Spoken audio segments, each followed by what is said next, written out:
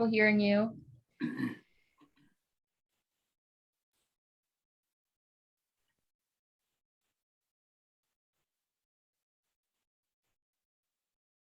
Sean, you got me now? Yeah, I can hear you, Thad. All right. Sorry about that. First, want to update the guys who did not play last week. John Feliciano. Yeah, John returned to practice today. And is he good to go or full practice or anything beyond that? Nothing beyond that at this point. Spencer and Starr, can you say anything about those two guys? Yeah, both are off the COVID list. Okay, and both are full practice, no restrictions as far as you can tell? At this point, right. Yeah. With Tre'Davious, I have two questions. First one is, when a guy like that is out, you always talk about next man up. But when it's a player of that caliber, or maybe a player of that position, is that more a situation where you need more than just the guy who's replacing him to step up, that other guys around the roster, even both sides of the ball, have to up their game a little bit? Yeah, collectively as a team, really. And not just on that side of the ball, but collectively as a team. When a guy like that goes down, it is next man up regardless. But I think collectively as a team, just overall, we've got to take our game to another level. The other thing I wanted to ask is when Harrison had his long rehab, he talked about having some dark times and close to depression, that kind of thing. Based on that experience that he had, is there anything different that you're going to do to help Tre'Davious or to provide him extra support to make sure that, none of that, or he doesn't get to that spot emotionally? Yeah, I mean, rehab is tough and it's challenging. I believe that we've got a great staff that can help though too. And part of the reason why we have the resources we do through the generosity of Terry and Kim is to support our players in times like this and our people, quite honestly, in times like this as well. Thanks, John. Appreciate it. Yeah, sure. Hey, Sean, John Warrow, AP. Hi, John. How big, how good, how well was Tre'Davious playing this season, and how big of a void does his absence create going down the stretch? Yeah, he was playing, I thought, really, really high-level football, quality ball. He's done that through the course of his career, really, especially the last couple of years. So, it's probably a better question for some of the opponents that we've played in terms of how they've viewed him. But I'm confident that Trey will return to form, and he's going to get through this time and space in his life and his career, and look back on it one day and say what he learned from it and what he can share with his children as he's raising his children as well. And lastly, how maddening have the inconsistencies of this team been over the last 6 games, and just how maddening have they been? Yeah, I mean, we've been inconsistent, at times, and I think it really comes down to us being, shooting ourselves in the foot in some situations and circumstances with penalties, turning the ball over, so on and so forth. So the great part about the season is we've got to continue to work every week to improve, and that's really the growth mindset. And that's our challenge this week, along with playing the first place New England Patriots. Thanks, Sean. Sure. Hey, Sean. You look at Josh's season, and obviously you mentioned the inconsistencies as a team, and I think maybe some of that's baked into it. But there's been he signs a big contract. Some fans have wondered if he's not played up to the contract this year. But then you look at his numbers, and side by side, first 11 games, he's actually better in a lot of categories than he was a year ago. I wonder why maybe that is, why maybe the eye test isn't meeting what he's actually seems to be producing. Well, I think sometimes what comes with this is a thought over here a little bit. What comes with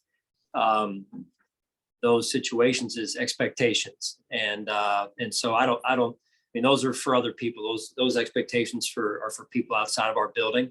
What we do is focus on the part we can control, and I think Josh has had a good year. I really do, and so we've moved the ball offensively. I think again we've shot ourselves in the foot, and that's what we're looking for moving forward is a higher level of execution going forward. And I know you couldn't talk much about, Starr and Spencer while they were on the COVID list, but now that they're back off of it, how did they make it through that just physically? Because obviously we've seen varying levels of, bouts with COVID. I mean, Dion and, Mitch was on it for a little while. It seems to differ for a lot of people. Yeah, I'd rather not go into their medical history, if you will, at this point. I don't think that's right in respect to their privacy. But, the part that's good to see is they're back. They're both healthy. Our medical team did a great job in helping them get through it. And I'm glad to see them and being back in a good spirits and back with their teammates. Mm-hmm. And finally, for me, talked a little bit about Tre'Davious, other guys having to step up. I'm interested, curious. Dane went in for him last week. In the days that have followed and early on this week, how have you seen him respond with a potential big opportunity ahead of him? Yeah, I mean, he's always been a guy, coming from Pitt that has had our DNA in terms of, gritty, resilient player that's tough, and he's up for the challenge. I know that, and we have a lot of confidence in Dane Jackson. Thanks, Sean. Appreciate it. Sure. Coach, Mookie Arkansas for Sports 1080. How was your Thanksgiving weekend? That was good. Mookie, hope yours was also. Absolutely, Coach. But this Patriot offense, Coach, they run multiple sets, and I know that's a headache in itself. But one thing that the Patriots have mastered is the sweep. How difficult is it to prepare for that, especially when they can run it to either play side or backside? Yeah, they do a great job. Josh McDaniels has been calling plays there for a long time, one of the best in the league, and does a great job. They have continuity on their staff, and they set things up via formation, play action off of it. They do a phenomenal job, and that's why they are where they're at right now. Absolutely, Coach. And, you spoke it early on before the season started on having that growth mindset. Having processed that for the last 11 weeks, how has that helped your team mentally thus far prepare for basically the biggest game of the season right now? Yeah, I mean, I think that's an important mindset and approach every week.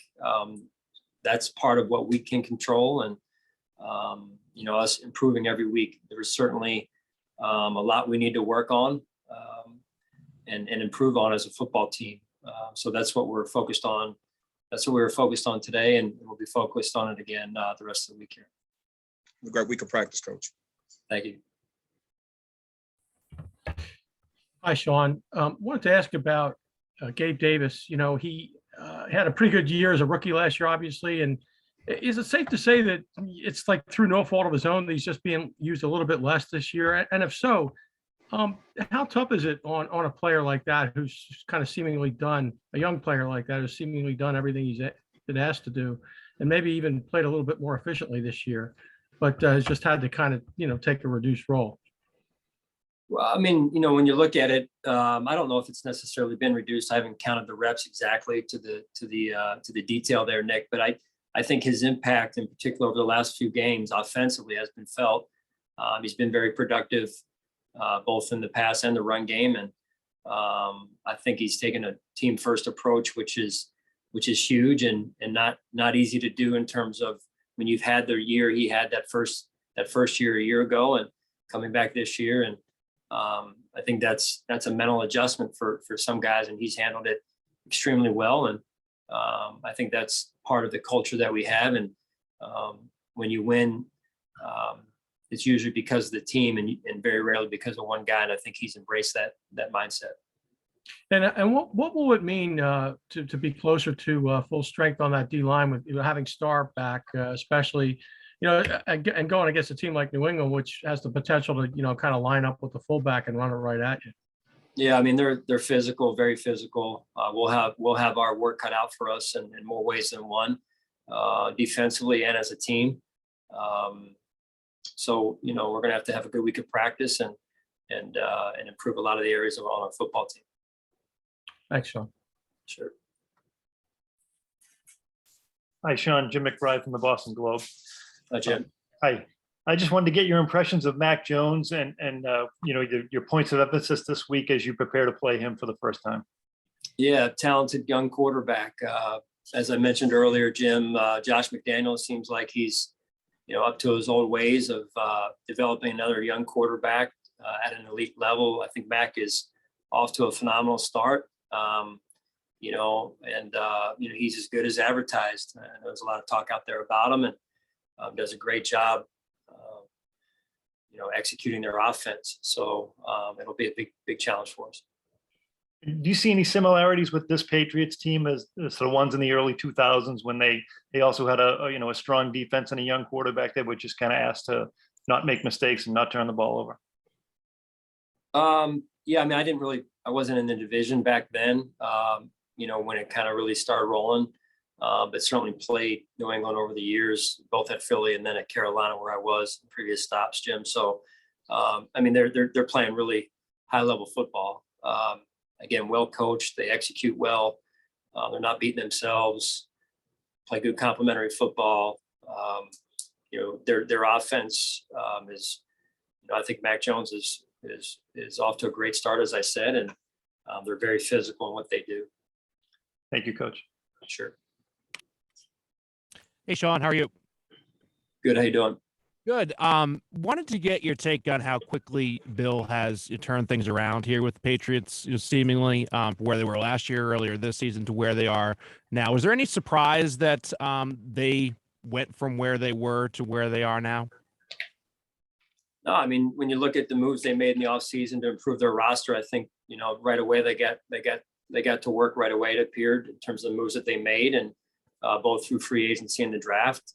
They allocated a lot of resources to both opportunities there via free agency and the draft, and then you can see obviously the blueprint and the footprint in this case that Bill leaves on the team through never working with him, but just outside looking in. A lot of respect for what he does and how he goes about it, and he's won a lot of games for a reason, and he's one of the best, if not the best coach to ever coach. So, I mean, I think there's a lot of us coaches out here that try and study how they do things there. What's that like from your perspective to try to match up, mano a mano with Bill Belichick, his staff versus your staff, the in-game adjustments, the preparation, and how do you approach that? Is it different than another week where you're going up against another coach? Well, I mean, yes and no. I think number one, it's going to be decided by the players more than anything. I'll start there, and then B is, Bill has X amount of years as a head coach of experience, more so than I do. And at the end of the day, there's a lot of experience that leads to wisdom. So I'm just hoping to continue to grow and learn, and we'll see where it takes me. And final thing, just on Josh Allen, what have been his biggest areas of growth from last year to this? To this year, you said? Yeah. Yeah. Again, I think there's value in experience. You learn through experience, and I think Josh is no different.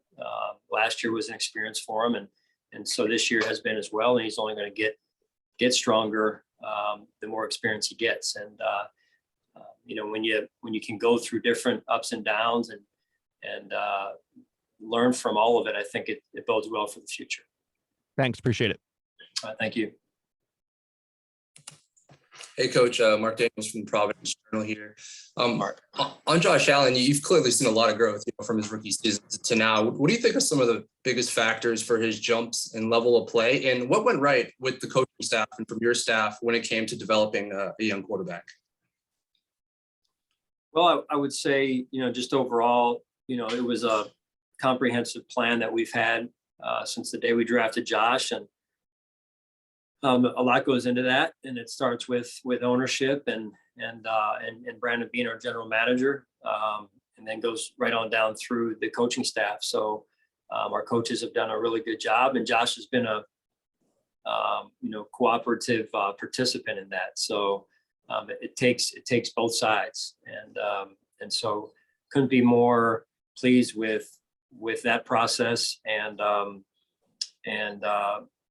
with still more work to be done, I think with Josh in this case, and he would tell you that, and then also with our football team. And with Brian Dable, how big of a impact has he had on Josh during his time in Buffalo? You said Brian Dable? Yeah. I mean, Brian's a really good coach. They have a close relationship, and I think that's important, right? Similar coordinator, main play caller. type of relationship. I think, you've got to have that relationship, and that's an important one. And I think Ken Dorsey also does a good job kind of in that triangle, so to speak, as our quarterbacks coach, and the relationship they have, I think, is also important. Thank you. Sure. Hey, Sean, how are you? Good, Matt. How are you? Good. I wanted to ask you about Matthew Judon. I know you've seen a good deal of him when you've played against the Ravens the last few years, but what stands out about how they're using him in New England and just the challenge he presents? Yeah, I mean, you watch the film of him impacting quarterbacks, and it's not fun to watch. I can promise you that. Again, like I said, they went out early in free agency and made the moves that they intended to make, and guys that they wanted to target, and they did it at a high level. Put a lot of money into that, and you're seeing that pay off on the field with his production, both tight ends and their production, and the list goes on. So well done by them. And what stands out about what they do on special teams? I know you guys take that seriously there, and Patriots are ranked close to the top of the league in a lot of categories. What do you see when you watch their teams? Yeah, when you watch the returner, Stroud, I mean, does just a great job getting north and making people miss. Good, solid returner, good football player. A lot of respect for him, and Slater's been at it for years. Does it at a high level, class act all the way, and a lot of respect for him as well, both on and off the field. And again, they're in first place for a reason. They play good football and haven't turned the ball over. And so that usually goes hand in hand with winning football games. Thanks, Sean. Sure. Hi, Coach. It's Karen Garegian from the Boston Herald. Hey, Karen, how are you? Hey, I'm good. How are you? Good.